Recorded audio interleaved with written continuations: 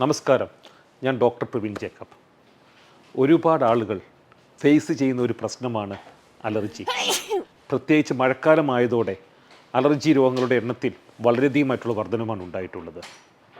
അത് ചർമ്മത്തിൻ്റെ അലർജി ആയിരിക്കാം, ചിലപ്പോൾ റെസ്പിറേറ്ററി അലർജി, അതായത് നമ്മുടെ തുമ്മലും ചീറ്റലുമായിരിക്കാം. അപ്പോൾ ഇതിൽ നിന്ന് നമുക്ക് പരിപൂർണമായിട്ടൊരു വിമുക്തി വേണമെങ്കിൽ എന്തുകൊണ്ട് അലർജി നമുക്കുണ്ടാകുന്നു, ഏതൊക്കെ പോഷകാംശങ്ങളുടെ അഭാവമാണ് അലർജിയിലേക്ക് നയിക്കുന്ന ഘടകങ്ങൾ, അതുപോലെ എന്തൊക്കെയാണ് നാടൻ ചില ഒറ്റമൂലികൾ എന്നുള്ളവയാണ് ഞാൻ ഇന്ന് വീഡിയോയിലൂടെ നിങ്ങളുമായിട്ട് പങ്കുവെക്കാൻ ഞാൻ ഇന്ന് ആഗ്രഹിക്കുന്ന ടോപ്പിക്ക്. പല ആളുകളിലും വ്യത്യസ്തമായ കാരണങ്ങൾ കൊണ്ടായിരിക്കും അലർജിയുടെ ലക്ഷണങ്ങൾ പ്രകടമാകുന്നത്. ഉദാഹരണത്തിന്, ചില ആൾക്കാർക്ക് പേരയ്ക്ക കഴിക്കുമ്പോഴായിരിക്കും പ്രശ്നം ഉണ്ടാകുന്നത്, ചിലർക്ക് പഴം കഴിക്കുമ്പോൾ തുമ്മലും ചീറ്റലും കൂടും, ചിലർക്ക് പൊടി അടിക്കുമ്പോഴായിരിക്കും, ചിലർക്ക് മുട്ട കഴിക്കുമ്പോഴായിരിക്കും അലർജി കൂടുന്നത്, പാലുൽപ്പന്നങ്ങളായിരിക്കാം. അപ്പോൾ അതിന് പറയുന്ന പേര് ട്രിഗറുകൾ എന്ന് പറയും. അത് കാരണമല്ല, അത് ട്രിഗറുകൾ മാത്രമേ ഉള്ളൂ. അപ്പം ഞാൻ അടുത്തതായിട്ട് എക്സ്പ്ലെയിൻ ചെയ്യാൻ പോകുന്നത് ഏതൊക്കെയാണ് ട്രിഗറുകൾ, ഏതൊക്കെയാണ് റൂട്ട് കോസ് എന്നാണ് ഞാൻ എക്സ്പ്ലെയിൻ ചെയ്യാൻ ആഗ്രഹിക്കുന്നത്. ഒന്നാമത്തെ ഒരു കാരണമാണ് പോളൻസ്. ചെടികളുടെയൊക്കെ പൂവിൽ നിന്ന് ഉൽപ്പാദിപ്പിക്കപ്പെടുന്ന ഒരു പൂമ്പൊടിയുടെ വർഗത്തിൽപ്പെട്ട സാധനമാണ് പോളൻസ് എന്നറിയപ്പെടും. പോളൻ അലർജിയുള്ള ഒരു വളരെയധികം ആൾക്കാർ നമ്മുടെ സമൂഹത്തിലുണ്ട്, പ്രത്യേകിച്ച് അക്കേഷ്യയുടെയൊക്കെ പോളൻസ്. അപ്പോൾ രണ്ടാമത്തെ ഡയറി പ്രൊഡക്റ്റ്, അത് വളരെ കോമൺ ആണ്. ഡയറി പ്രൊഡക്റ്റ് എന്ന് പറഞ്ഞാൽ പാലും പാലിൻ്റെ ഉൽപ്പന്നങ്ങളും. പല വ്യക്തികളിലും പാലും പാലിൻ്റെ ഉൽപ്പന്നങ്ങളും പൂർണ്ണമായിട്ട് ഒഴിവാക്കുമ്പോൾ അലർജിയിൽ നിന്ന് വളരെയധികമായിട്ട് അവരുടെ അലർജി സിംറ്റംസ് വളരെയധികമായിട്ട് കുറയുന്നതായിട്ടും നമ്മൾ കാണപ്പെടുന്നുണ്ട്. ഡസ്റ്റ് അലർജി, പൊടികളൊക്കെ അടിക്കുമ്പോൾ തുമ്മലും ചീറ്റലൊക്കെ ഉണ്ടാകുക, അല്ലെങ്കിൽ ചൊറിച്ചിലുണ്ടാകുക, അതും വളരെ സാധാരണമാണ്. അടുത്തത് നട്ട്സിൻ്റെ അലർജി. നിലക്കടല, എൻ്റെ ഇഷ്ടം പോലെ രോഗികൾ ഞാൻ നിലക്കടലയുടെ അലർജി കണ്ടെത്തിയിട്ടുണ്ട്. ചില ആൾക്കാർ കാഷ്യൂവിൻ്റെ അലർജിയുണ്ട്. അപ്പം നട്ട്സ് ഒരു കോമൺ ഫാക്ടറാണ് അലർജി ഉണ്ടാക്കുന്നത്. അടുത്ത ഇൻസെക്ട്സ്, ചില പ്രാണികളും കൊതുകൊക്കെ കടിക്കുന്ന ആൾക്കാർക്ക് ചിലർക്ക് തടിച്ചു വരും, അല്ലെങ്കിൽ ചിലർക്ക് റെസ്പിറേറ്ററി അലർജി ഉണ്ടാകാനായിട്ട് കാണപ്പെടുന്നുണ്ട്. പിന്നെ മോൾഡ് എന്ന് പറഞ്ഞാൽ ഫംഗസ്. നമ്മൾ മഴക്കാലത്തൊക്കെ നമ്മൾ അടച്ചു പൂട്ടിയിട്ട റൂമുകളിൽ ഈ ഫംഗസിൻ്റെ ഓവർഗ്രോത്ത് ഉണ്ടാകും. മോയ്സ്ചർ കൂടുന്നിടത്താണ് ഈ മോൾഡിൻ്റെ പെർസെൻറ്റേജ് കൂടുതലുള്ളത്. അത് വളരെയധികമായിട്ട് റെസ്പിറേറ്ററി അലർജി, അതായത് തുമ്മലും ചീറ്റിലും ചർമ്മത്തിലൊക്കെ അലർജി ഉണ്ടാക്കുന്ന ഒരു വസ്തുവാണ് ഈ മോൾഡ്, അല്ലെങ്കിൽ അന്തരീക്ഷത്തിൽ കൂടുതലുള്ള ഫംഗസ്. പിന്നെ ചില മെഡിക്കേഷൻസ്, ചില മരുന്നുകൾ അലർജി ഉണ്ടാക്കാറുണ്ട്, പൊല്യൂഷൻ അലർജി ഉണ്ടാക്കാറുണ്ട്, വളർത്തു മൃഗങ്ങളിലും ചിലരിൽ അലർജി ഉണ്ടാക്കാറുണ്ട്. അപ്പം ഇതൊക്കെയാണ് ട്രിഗറുകൾ മാത്രമേ ഉള്ളൂ. ഇനി റൂട്ട് കോസ് എന്ത് നമുക്ക് കാണാം. ഈ അലർജിയുടെ റൂട്ട് കോസ്, വിട്ടുമാറാത്ത ചുമയ്ക്കും അലർജിയുടെയും എല്ലാം ഒരു റൂട്ട് കോസ് എന്ന് നമുക്ക് കാണാം. അപ്പം ഒന്നാമത്തെ റൂട്ട് കോസാണ് വൈറ്റമിൻ ഡി ഡെഫിഷ്യൻസി. ഉദാഹരണത്തിന് എൻ്റെ പോലും അലർജി, എനിക്ക് ചെറുപ്പത്തിൽ വളരെയധികമായിട്ട് ഫ്രീക്വൻ്റ് ആയിട്ട് അലർജി ഉണ്ടായിക്കൊണ്ടിരുന്ന ഒരു വ്യക്തിയാണ്, തുമ്മലും ചീറ്റിലും. പ്രത്യേകിച്ച് ഞാൻ ബാംഗ്ലൂർ പഠിക്കാൻ പോയപ്പം എൻ്റെ അലർജി 10 മടങ്ങ് വർദ്ധിച്ചു. അങ്ങനെ വർഷങ്ങളായിട്ടുള്ള എൻ്റെ അലർജിയിൽ എനിക്ക് വിമുക്തി പ്രാപിച്ചത് ഈ വൈറ്റമിൻ ഡിനെ കുറിച്ചുള്ള അറിവ് എനിക്ക് ലഭിച്ചതിന് ശേഷമാണ്. ഞാൻ അതോടെ എൻ്റെ വൈറ്റമിൻ ഡി രക്തത്തിൽ എപ്പോഴും ഞാൻ 60ൻ്റെ മുകളിലായിട്ടാണ് ഞാൻ മെയിൻറ്റെയിൻ ചെയ്യുന്നത്. സപ്ലിമെൻറ്റ് കഴിച്ചിട്ടാണ് ഞാൻ മെയിൻറ്റെയിൻ ചെയ്യുന്നത്, കാരണം എനിക്ക് സൂര്യപ്രകാശത്ത് പോയി നിൽക്കാൻ സമയമില്ല, അതുകൊണ്ടാണ്. അപ്പോൾ ഈ വൈറ്റമിൻ ഡി, ഈവൻ കോവിഡ് സമയത്ത് പോലും 99% കാഷ്വാലിറ്റി, കോവിഡ് കോംപ്ലിക്കേഷൻ ഉണ്ടായ ആൾക്കാരിലും കോവിഡ് കൊണ്ട് മരണപ്പെട്ട ആൾക്കാരിലും കോംപ്ലിക്കേഷൻ ഉണ്ടായ ആൾക്കാരിലും വൈറ്റമിൻ ഡി വളരെ കുറവായിരുന്നതുള്ള 100% ശാസ്ത്രീയമായി തെളിയപ്പെട്ട ഒരു യാഥാർത്ഥ്യമാണത്. വൈറ്റമിൻ ഡി കോവിഡ് മരണസമയത്ത് പോലും വൈറ്റമിൻ ഡി 25 താഴെയുള്ള ആൾക്കാരിലാണ് കൂടുതൽ കാഷ്വാലിറ്റിയും കോംപ്ലിക്കേഷൻസും ഉണ്ടായിട്ടുള്ളത്. അപ്പം വൈറ്റമിൻ ഡിയുടെ പ്രധാനപ്പെട്ട ഒരു ഫങ്ഷൻ നമ്മുടെ എല്ലുകളിൽ കാൽഷ്യം ഫിക്സ് ചെയ്യുക എന്നുള്ളതല്ല, നമ്മുടെ ഇമ്മ്യൂണിറ്റീനെ ഫിക്സ് ചെയ്യുക എന്നുള്ളതാണ് വൈറ്റമിൻ ഡിയുടെ നമ്പർ 1 ആയിട്ടുള്ള ആക്ടിവിറ്റി ഇരിക്കുന്നത്. വൈറ്റമിൻ ഡി ഇമ്മ്യൂൺ ആക്സിസ് എന്നാണ് ഇത് അറിയപ്പെടുന്നത്. അപ്പം ട്രൈ ടു മെയിൻറ്റെയിൻ എബവ് 50ൻ്റെ മുകളിൽ വൈറ്റമിൻ ഡി രക്തത്തിൽ മെയിൻറ്റെയിൻ ചെയ്യാൻ ശ്രമിക്കണം. നെക്സ്റ്റ്, രണ്ടാമത്തത് സിങ്ക്. പല ഭക്ഷണ പദാർത്ഥങ്ങളിലും സിങ്കിൻ്റെ ഡെഫിഷ്യൻസി വളരെയധികമായിട്ട് നമ്മുടെ ഇമ്മ്യൂണിറ്റിനെ വീക്കാക്കാനുള്ള സാധ്യതയുണ്ട്. കാരണം പല എൻസൈംസും, നമ്മുടെ ഇമ്മ്യൂണിറ്റിനെ സപ്പോർട്ട് ചെയ്യുന്ന പല എൻസൈംസിൻ്റെയും കോ ഫാക്ടർ എന്നറിയപ്പെടും സിങ്ക്. മൂന്നാമത്തതാണ് സെലീനിയം. സെലീനിയവും വളരെ ഇമ്പോർട്ടൻ്റ് ആയിട്ടുള്ളൊരു മിനറലാണ്. ഇത് രണ്ടും മിനറൽസാണ്, സിങ്കും സെലീനിയവും. വൈറ്റമിൻ ഡി ഒരു ഹോർമോണാണ്. അടുത്തത് ഒമേഗ 3. നമ്മുടെ മത്തിയിലൊക്കെ കാണപ്പെടുന്ന, അല്ലെങ്കിൽ അയലയിലൊക്കെ കാണപ്പെടുന്ന ഒരു മിറക്കിൾ ഫാറ്റാണ്, ഒരു കൊഴുപ്പാണ് ഒമേഗ 3 ഫാറ്റി ആസിഡ് എന്ന് പറയും. നമ്മുടെ തലച്ചോറും നമ്മുടെ ഹാർട്ടിനും മാത്രമല്ല ഇത് ആവശ്യം, നമ്മുടെ ഇമ്മ്യൂണിക്കും ഇത് അത്യന്താപേക്ഷിതമാണ്. അടുത്തത് ലീക്കി ഗട്ട് എന്ന് പറഞ്ഞൊരു കണ്ടീഷനുണ്ട്. ലീക്കി ഗട്ട് എന്ന് പറഞ്ഞാൽ ഗട്ടുമായിട്ടും വളരെയധികമായിട്ട് നമ്മുടെ ഇമ്മ്യൂണിറ്റിയും ലങ്സും ബന്ധപ്പെട്ടിട്ടുള്ളതാണ്. അതപ്പം നമ്മുടെ ചെറുകുടലിലുണ്ടാകുന്ന ചില സുഷിരങ്ങൾ, ഈ സുഷിരങ്ങൾക്ക് പറയുന്ന പേരാണ് ലീക്കി ഗട്ട്. നിങ്ങൾക്ക് സമയം കിട്ടുവാണെങ്കിൽ ലീക്കി ഗട്ട് ആൻഡ് അലർജി ഒന്ന് ഗൂഗിളിൽ സെർച്ച് ചെയ്ത് നോക്കിയാൽ മതി. അപ്പോൾ ചെറിയ സുഷിരയിൽ കൂടെ, ഈ ലീക്കി ഗട്ടിൽ കൂടെ പല ടോക്സിൻസും നമ്മുടെ ചെറുകുടലിൽ നിന്നും വൻകുടലിൽ നിന്നും നമ്മുടെ രക്തത്തിൽ പ്രവേശിക്കുകയും അത് അലർജിക്ക് ഒരു കാരണമായിട്ട് ഭവിക്കുകയും ചെയ്യുന്നതാണ്. പിന്നെ IG എന്നൊരു ആൻറ്റിബോഡി. ഈ അലർജിയുള്ള നിങ്ങൾക്ക് എല്ലാവർക്കും നിർബന്ധമായിട്ട് ചെക്ക് ചെയ്യേണ്ട ഒരു ടെസ്റ്റാണ് IgE ആൻറ്റിബോഡി. ഒരു 30 മുതൽ 40% വിട്ടുമാറാത്ത തുമ്മലും ചീറ്റിലും അലർജിയും ചർമ്മരോഗങ്ങളും ഉള്ളവരിൽ ഈ IgE ആൻറ്റിബോഡി കൂടുതലായിട്ട് കാണപ്പെടാറുണ്ട്. പിന്നെ അടുത്ത ഒരെണ്ണമാണ് ഫംഗൽ ഓവർഗ്രോത്ത് എന്ന് പറയും.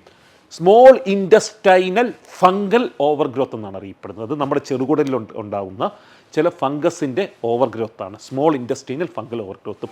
അതും ഒരു അലർജിക്ക് കാരണമാണ്. അപ്പോൾ സുഹൃത്തുക്കൾ, ഒരു കാര്യം മനസ്സിലായോ? നമ്മൾ പലപ്പോഴും ചിന്തിക്കും ഈ ശ്വാസകോശ രോഗങ്ങൾ അല്ലെങ്കിൽ തുമ്മലും ചീറ്റിലും നമ്മുടെ ലങ്സിലുണ്ടാകുന്ന ചില അപജയമാണെന്നുള്ളത്. പക്ഷേ അതല്ല പലപ്പോഴും കാരണം. ഈ പോഷകാംശങ്ങളുടെ കുറവായിരിക്കും, ഈ വൈറ്റമിൻസിൻ്റെയും മിനറൽസിൻ്റെയും കുറവായിരിക്കാം. ചിലപ്പോൾ നമ്മുടെ ഗട്ട്, നമ്മുടെ ചെറുകുടലിലും വൻകുടലിലും ഉണ്ടാകുന്ന ചില ടോക്സിൻസ് ആയിരിക്കാം ഈ അലർജിക്ക് കാരണമാകുന്നത്. ഇതിൽ നിന്ന് പൂർണ്ണമായിട്ട് വിമുക്തി പ്രാപിക്കണമെങ്കിൽ ഇതിൻ്റെ റൂട്ട് കോസ് നിങ്ങൾ മനസ്സിലാക്കേണ്ടിയിരിക്കുന്നുണ്ട്. അപ്പോൾ ഇനി സൊല്യൂഷൻ എന്തെന്ന് നമുക്ക് നോക്കാം. ഒന്നാമത്തെ സൊല്യൂഷൻ വൈറ്റമിൻ ഡിയുടെ സപ്ലിമെൻറ്റ്സ്. വൈറ്റമിൻ ഡിയുടെ ഒരു 2000 to 3000 international unit every day, എല്ലാ ദിവസവും നമ്മൾ നിർബന്ധമായി കഴിക്കേണ്ട ഒരു സപ്ലിമെൻ്റാണ് വൈറ്റമിൻ ഡി. കാരണം ബഹുഭൂരിപക്ഷം ആൾക്കാർക്കും ഇന്ന് സൂര്യപ്രകാശത്ത് പോയി നിൽക്കാൻ സാധിക്കത്തില്ല. അപ്പോൾ 60,000 ഇൻ്റർനാഷണൽ യൂണിറ്റ് ഒരാഴ്ചയിൽ ഒരിക്കൽ കഴിക്കുന്നതിനേക്കാളും വളരെ ഉത്തമമാണ് ചെറിയ ഡോസേജ് കൂടുതൽ നാളുകളിലേക്ക് കഴിക്കുന്നത്. അപ്പോൾ 2000 to 3000 international unit vitamin D, ഒരു